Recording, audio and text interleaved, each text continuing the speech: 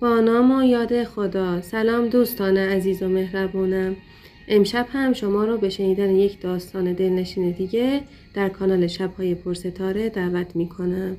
امیدوارم از این داستان هم لذت ببرید. داستان فرشته و فقیر. دو فرشته مسافر برای گذراندن شب در خانه یک خانواده ثروتمند فرود آمدند. این خانواده رفتار نامناسبی داشتند و دو فرشته را به مهمانخانه مجللشان راه ندادند، بلکه زیر زمین سرد خانه را در اختیار آنها گذاشتند. فرشته پیر در دیوار زیرزمین شکافی دید و آن را تعمیر کرد. وقتی فرشته جوان از او پرسید چرا چنین کار را کرده، پاسخ داد همه امور بدان گونه که می نمایند نیستند. شب بعد این دو فرشته به منزل یک خانواده فقیر ولی بسیار مهمان نواز رفتند. بعد از خوردن غذایی مختصر، زن و مرد فقیر رخت خواب خود را در اختیار دو فرشته گذاشتند. صبح روز بعد فرشتگان زن و مرد فقیر را گریان دیدند. گاو آنها که تنها وسیله گذران زندگیشان بود در مزرعه مرده بود. فرشته جوان عصبانی شد و از فرشته پیر پرسید چرا گذاشتی چنین اتفاقی بیفتد؟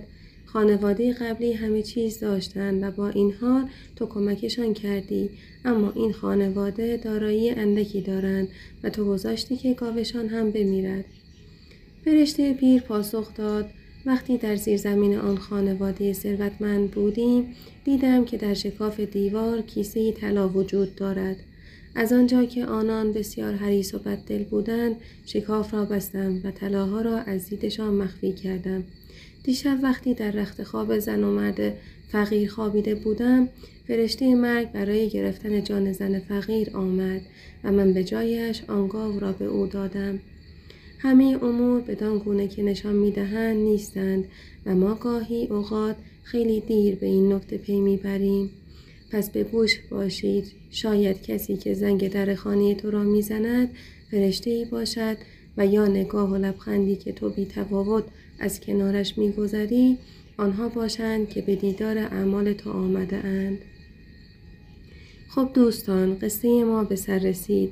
امیدوارم از این داستان نهایت لذت را برده باشید. لطفاً برای حمایت از ما کانالمون رو سابسکرایب کنید و زنگوله رو بزنید تا از پست های بعدی ما با خبر باشید. خدا نگهدارتون.